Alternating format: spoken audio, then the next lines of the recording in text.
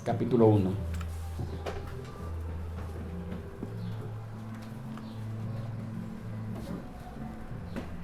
Lucas capítulo 1, versos 46 al 55. El tema del mensaje en esta mañana, un himno de alabanza. Un himno de alabanza. Lucas 1, 46 al 55.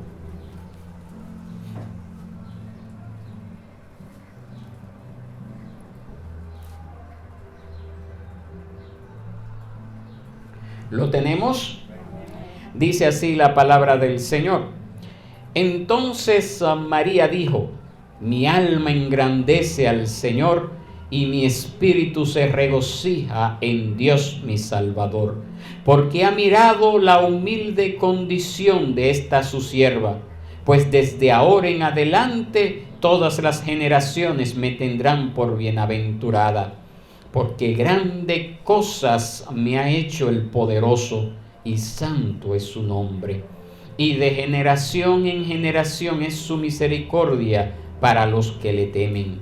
Ha hecho proezas con su brazo, ha esparcido a los soberbios en el pensamiento de sus corazones, ha quitado a los poderosos de sus tronos y ha exaltado a los humildes. A los hambrientos ha colmado de bienes y ha despedido a los ricos con las manos vacías. Ha ayudado a Israel, su siervo, para recuerdo de su misericordia, tal como dijo a nuestros padres, a Abraham y a su descendencia para siempre. Amén. Pueden sentarse, mis hermanos. En estos versos que nosotros hemos leído, nosotros podemos ver una abundante ofrenda de alabanza de parte de María, que es notable por su teología y el uso del Antiguo Testamento. Esta señora joven, vamos a decir, era muy jovencita, de muy corta edad. Y así como en aquellos tiempos, en las personas de esa época, ella ni nadie en aquella época tenía una transcripción personal de las Escrituras. Y esa familiaridad que nosotros podemos ver en María debió haber venido de oír y leer con regularidad las Escrituras en la sinagoga. Pero nosotros lo que podemos ver aquí, que se arraigó en su corazón esa palabra que leía y oía en la sinagoga y estaba disponible en su mente cuando ella abrió su boca para adorar, para bendecir el nombre del Señor, como nosotros vemos en estos versos. ¡Qué hermoso, qué bendición! Yo pudiera decir así, sería para la iglesia de hoy que los jóvenes pudieran ser tan ilustrados y devotos bíblicamente como lo fue esta jovencita llamada María. Cuando nosotros leemos en Hebreos capítulo 10, verso 24 al 25, allí se nos insta a reunirnos para estimularnos los unos a los otros al amor y a las buenas obras. Y también Primera de Pedro capítulo 2, verso 5 nos dice que como piedra viva nosotros debemos de ser edificados como casa espiritual para un sacerdocio santo, para ofrecer sacrificios espirituales aceptables a Dios por medio de Jesucristo. Esa es una exhortación que debemos de hacerla nuestra cada día en nuestro peregrinaje aquí en la tierra.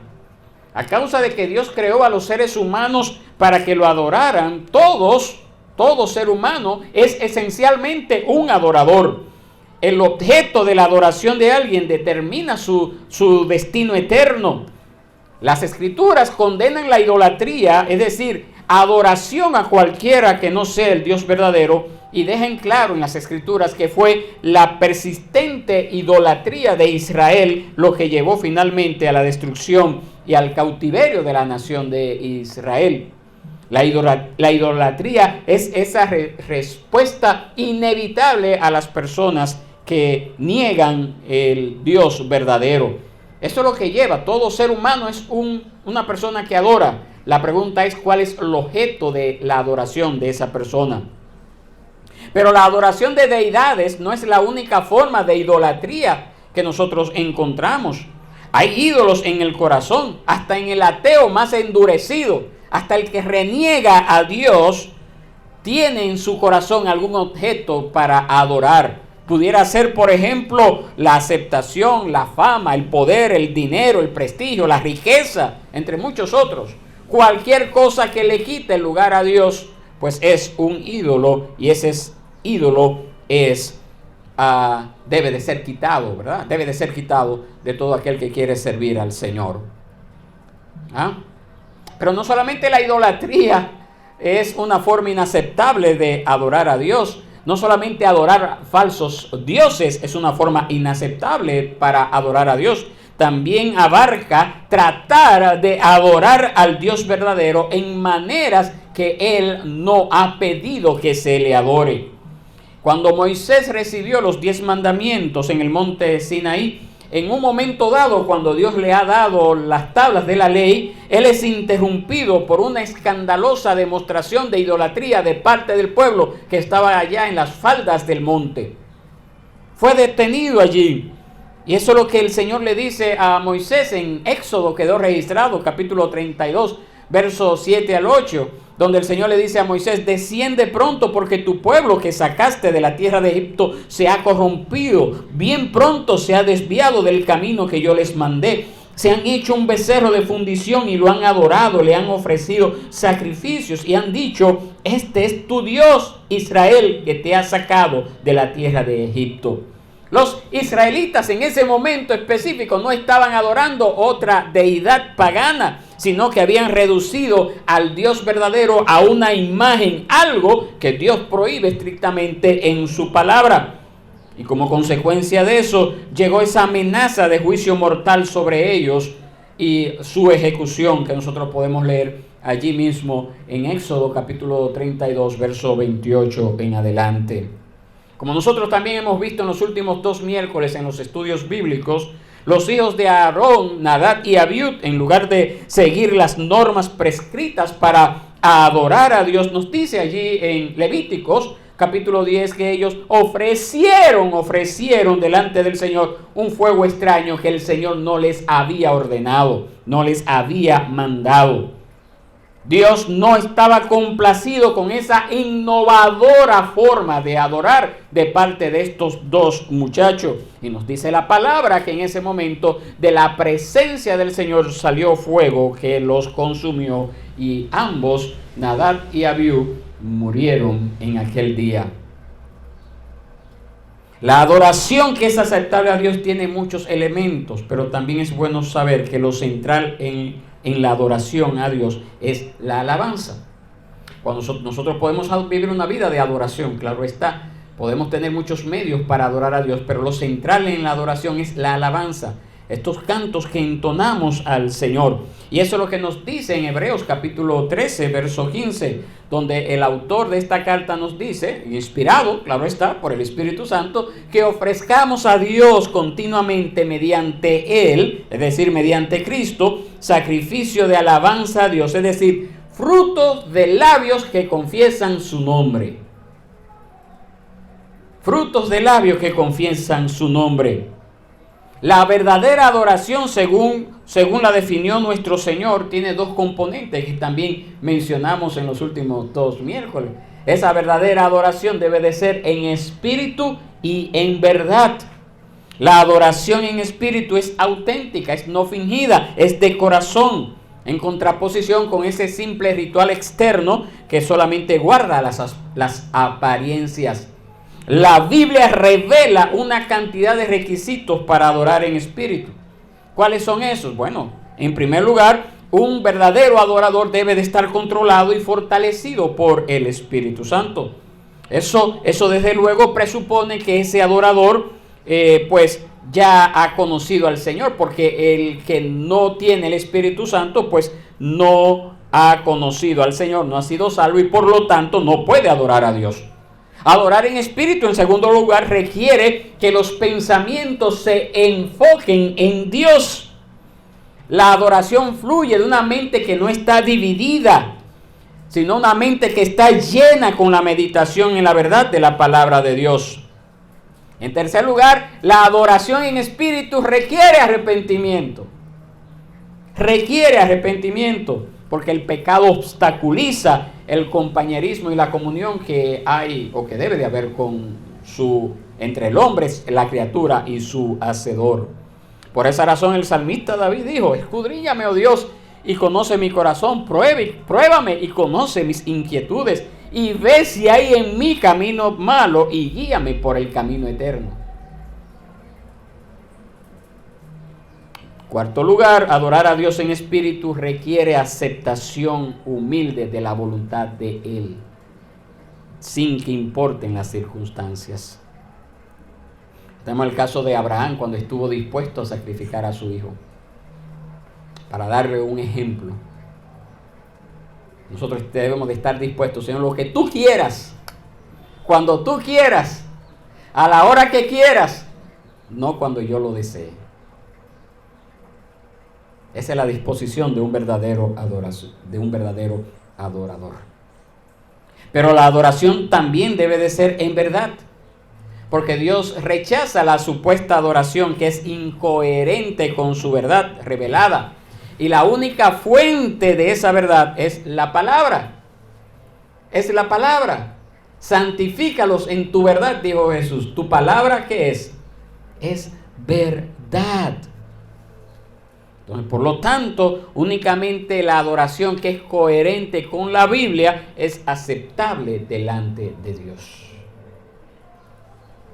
Así de sencillo. La adoración que es coherente con la Biblia es la única aceptable delante de Dios.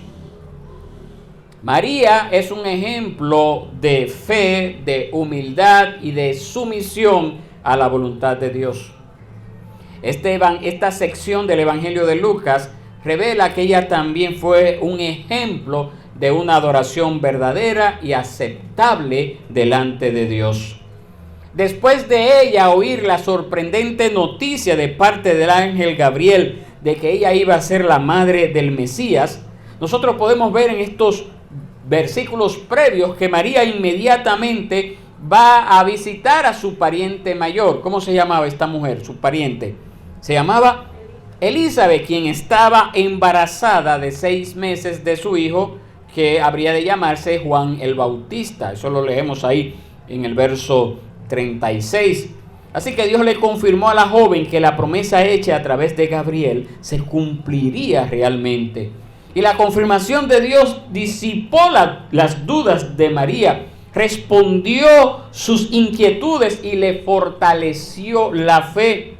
Entonces los versículos 46 al 55, conocidos en el mundo cristiano como el Magnificat, que viene que es la primera palabra de latín, engrandece, registra ese arrebato de alabanza, ese arrebato de adoración en respuesta a ese privilegio que Dios le estaba dando a esta joven mujer llamada María. Estos versos que nosotros leemos están llenos de alusiones a las Escrituras, y ahí nosotros podemos afirmar que ella, María, tenía saturado el corazón y la mente con el Antiguo Testamento, que era la palabra que se conocía hasta ese entonces. Su corazón y su mente estaba lleno de esto. El himno de María también revela que ella estaba bien versada. Ella conocía la historia de Israel. María también entendió esa valiosa verdad teológica de ese pacto que Dios había establecido con Abraham.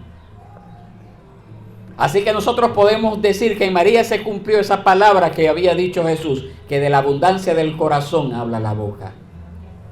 ¿Qué había en el corazón de María? Había solamente palabra de Dios.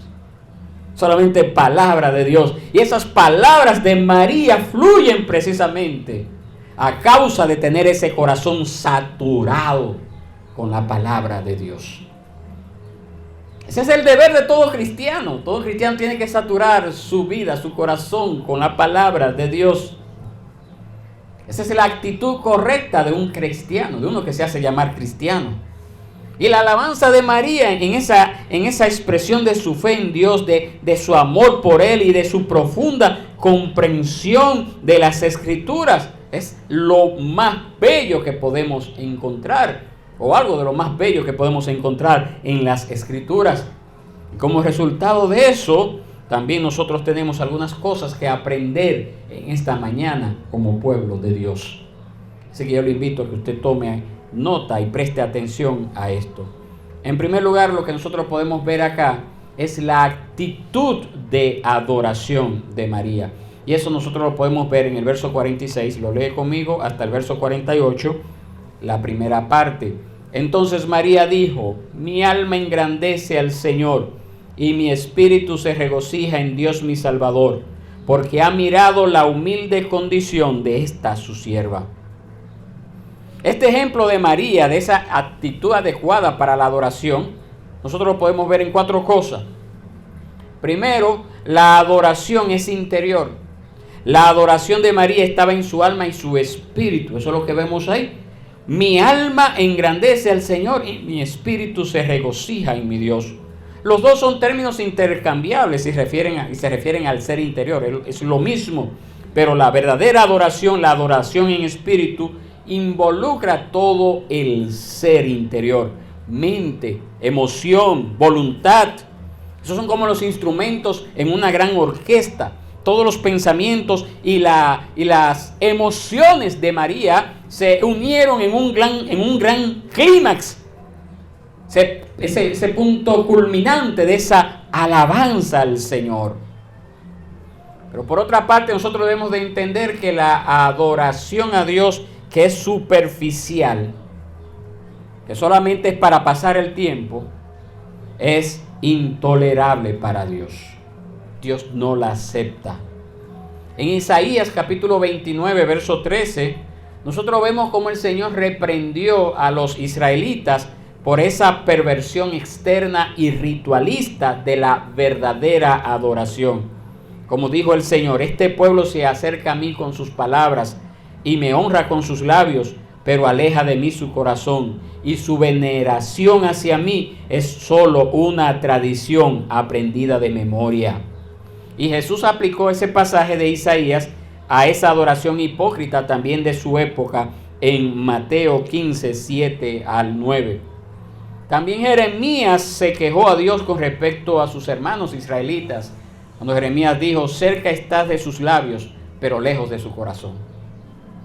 Cerca estás de sus labios, pero lejos de su corazón.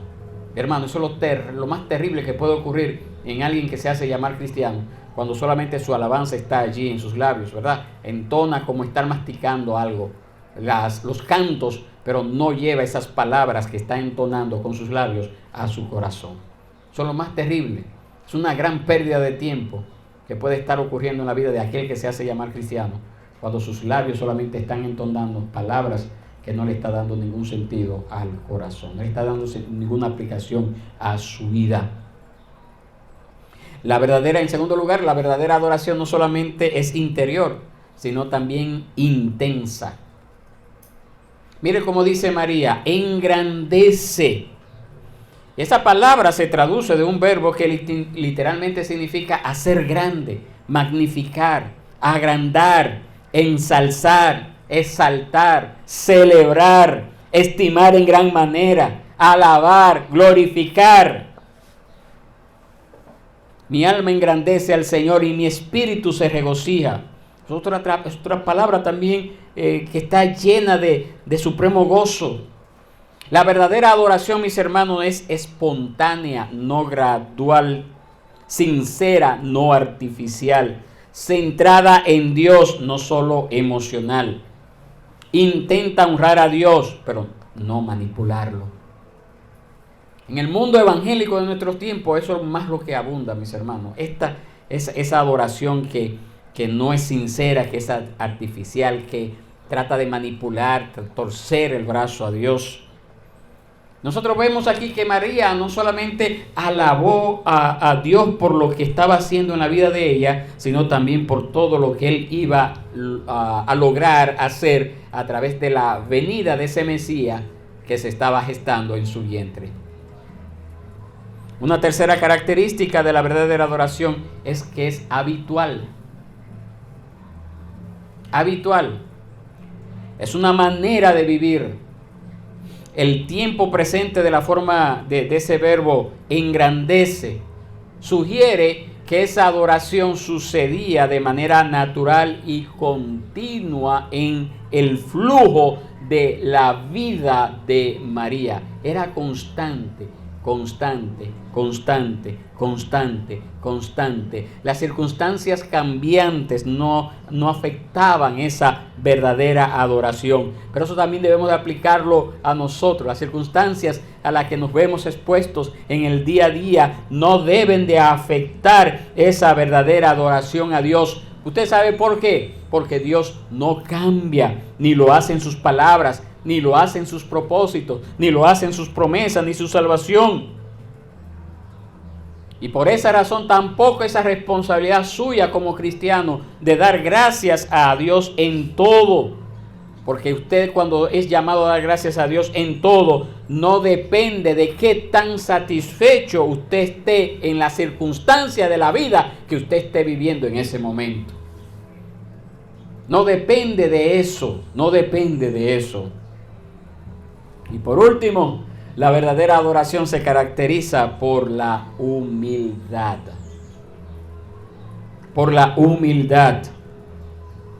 Los dos grandes obstáculos para la adoración, ¿usted sabe cuáles son? En primer lugar, la ignorancia, que lo hace débil e ineficaz. Y en segundo lugar, el orgullo, que la hace hipócrita. Que hace la adoración hipócrita. Quienes tienen un conocimiento superficial de Dios no pueden adorarlo en el sentido más pleno al no captar la grandeza divina. Pero el orgullo tampoco puede adorarlo realmente, ya que el orgullo es en realidad una adoración del yo, una adoración del ego. Entonces usted no puede adorar otra cosa que no sea usted, si usted es una persona orgullosa. Y Dios no tolera rivales. Dios no acepta rivales. Por esa razón, el primer mandamiento que el Señor nos da es precisamente ese: no tendrás dioses ajenos delante de mí. No tendrás otros dioses delante de mí. Y por esa razón también la palabra de Dios en Santiago nos dice que Dios resiste ¿a quiénes? A los soberbios, pero da gracia ¿a quiénes? A los humildes. Eso está ahí en Santiago 4:6. Entonces, esa persona que es orgullosa, le es difícil ser agradecida porque siempre creen merecer algo mejor. Nunca están conformes. Nunca están conformes. Creen merecer algo mejor. Y siempre están recordando los agravios que han recibido, sean reales o sean imaginarios, que le han hecho buscar entonces venganza. Siempre están con ese corazón así. Entonces, siempre viven reflexionando supuestamente en ese ¿cómo le diríamos? En ese supuesto maltrato. Y eso lo llena a esa persona orgullosa de un espíritu de amargura. Y ese espíritu de amargura es incompatible con la verdadera adoración. Por otro lado, entonces, están los humildes. Los humildes saben que no merecen nada, reconocen su bancarrota espiritual, lamentan sus pecados y tienen hambre y sed de justicia de parte de Dios. Hambre y sed de justicia de parte de Dios. ¿Por qué? Porque saben que no tienen ninguna justicia propia. Y entonces ellos poseen ese profundo, los humildes, ese profundo sentimiento de agradecimiento hacia Dios, amor hacia Dios. Y eso lo lleva entonces a adorar. Un corazón agradecido adora a Dios. Eleva alabanzas al Señor. Y María era una de esas personas humildes. Esa exclamación que ella dice ahí, en el verso 48, usted lo puede leer conmigo. Esa exclamación de ella dice: porque ha mirado la humilde condición de esta su sierva. Aquí María lo que está expresando es esa admiración, ese estupor de que Dios la eligiera a ella para bendecirla. Ella sabía que era pecadora, que necesitaba de la misericordia, que necesitaba de la gracia de Dios. Aquí nosotros no vemos una María que casi exaltada en el trono, como hacen los católicos romanos. María se veía como una humilde sierva. ¿Ustedes saben lo que significa esa palabra sierva en griego? Es la palabra que se traduce en otros pasajes como esclavo. Y aquí en el Nuevo Testamento nosotros vemos que ella es la primera mujer y hombre también en identificarse como esclava del Señor. Y esa es una norma eso es una designación que se convierte en una norma para los cristianos. Nosotros somos esclavos del Señor, nosotros somos siervos del Señor. Y dando todavía más evidencia de su humildad, María expresó el asombro de que Dios hubiera hecho ¿qué cosa? Mirado, ¿qué cosa? Porque ha mirado, verso 48, la humilde condición de esta sierva. Una muchacha normal, una muchacha corriente, de una insignificante aldea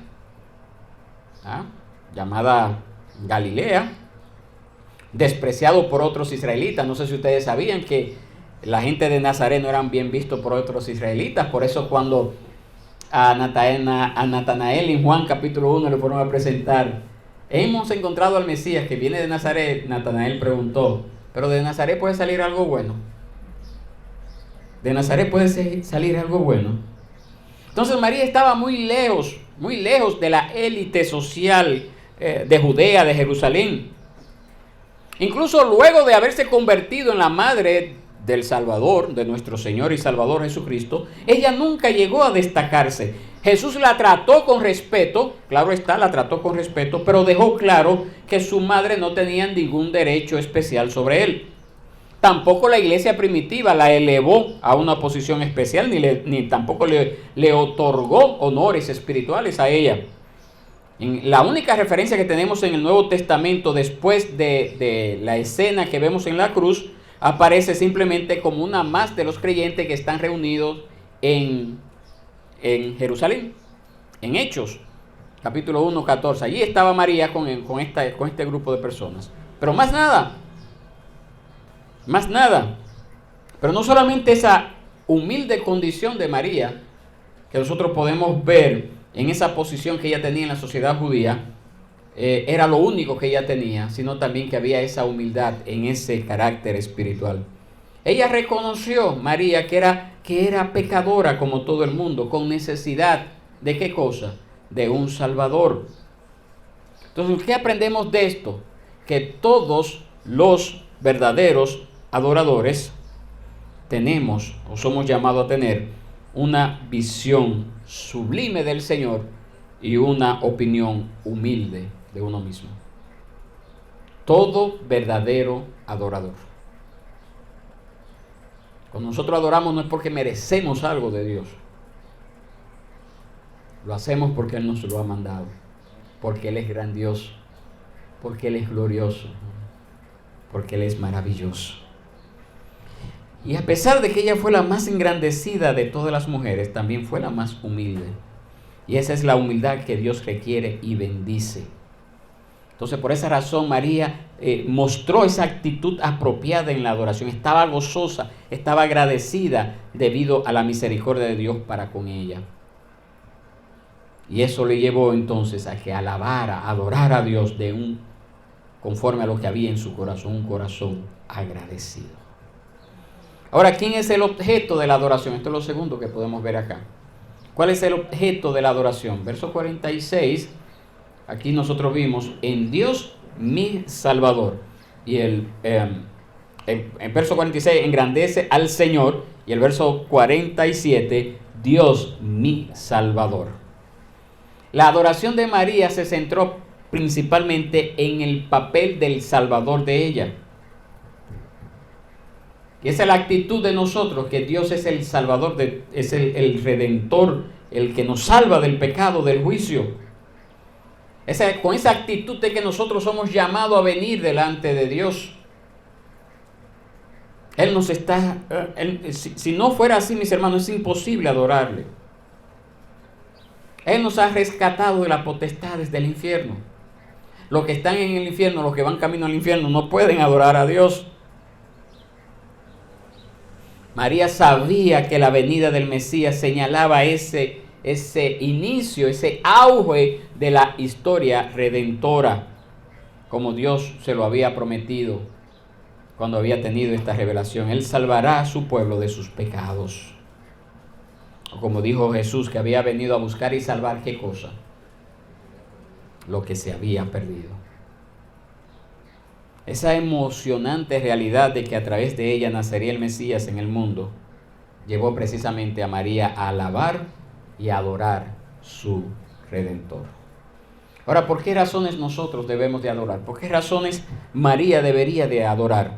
Pues eso nosotros lo vemos en estos versos que todavía no hemos hecho mención.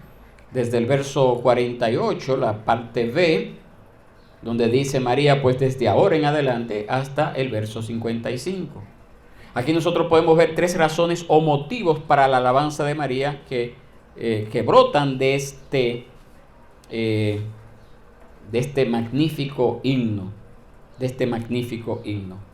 Lo primero que nosotros podemos ver es la motivación de María. ¿Cuál fue la motivación de María? El hecho de que el poderoso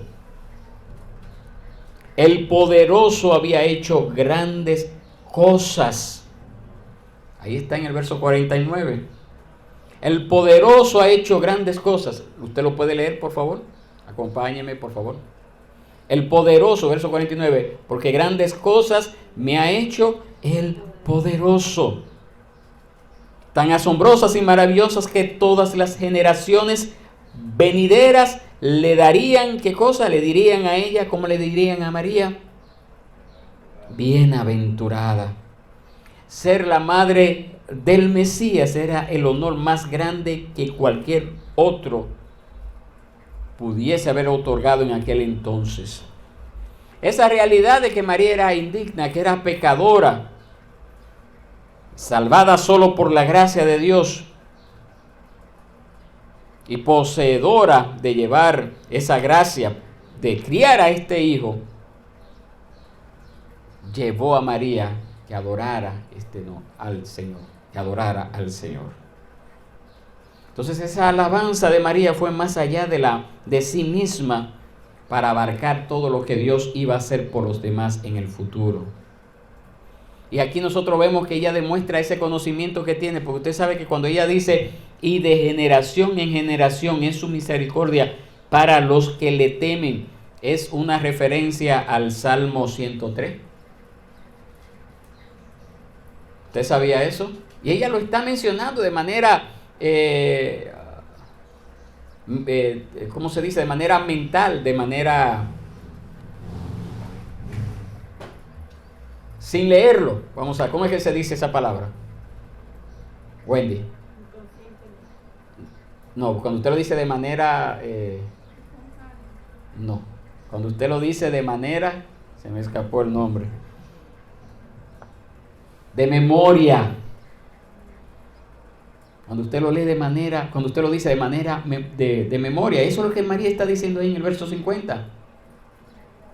Y de generación en generación es su misericordia para los que le temen. Es una referencia al Salmo 103. Y ella sigue mencionando en el verso 51, ha hecho proezas con su brazo, ha esparcido a los soberbios en el pensamiento de sus corazones. Quizás María en ese momento tenía en mente la arrogancia de Faraón en Éxodo 5. Quizás tenía en mente esa destrucción divina que vendría sobre el ejército de Faraón y la liberación del pueblo elegido en Éxodo 15. María también pudo haber pensado o estado pensando en Nabucodonosor en Daniel 5:20. Todas esas son referencias, mis hermanos, todo esto son referencias a porciones de las Escrituras que María está mencionando de manera de mentes que ha memorizado, que ha conocido. Entonces ella veía toda esa historia como Dios había obrado en todo el pasado de Israel, como esa manifestación del pacto que Dios había hecho con el pueblo. Y ella sabía que ese cumplimiento llegaría final a través de la muerte expiatoria del Señor Jesucristo. Y por esa razón ella termina y dice, tal como dijo a nuestros padres Abraham y a su descendencia para siempre. Y esa realidad del pacto constituye una conclusión adecuada a este himno. Porque nosotros somos llamados hijos de Abraham por la fe. Amén. Y somos beneficiarios de ese pacto que Dios ha establecido a su pueblo.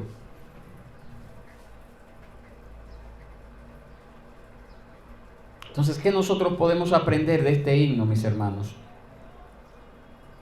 En primer lugar, tenemos que aprender del ejemplo de esta santa mujer, a aferrarnos a las promesas de la Biblia, no a lo que está en mi sentido, o lo que yo he oído, o lo que me han dicho.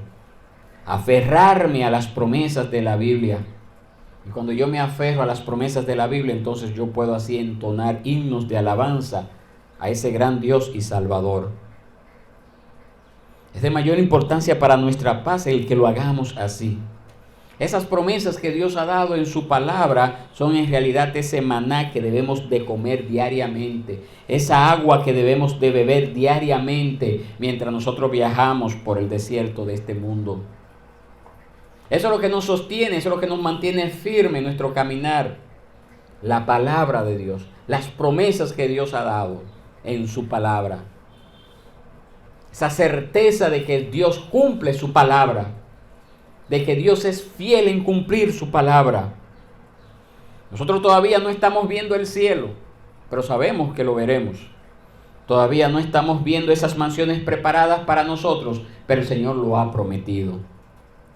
Nosotros caminamos por la fe y esta fe descansa en las promesas.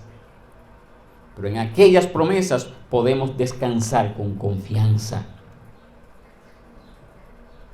Un día nosotros vamos a descubrir, como lo descubrió María, que Dios cumple su palabra y que lo que Dios ha hablado siempre lo llevará a cabo a su debido tiempo.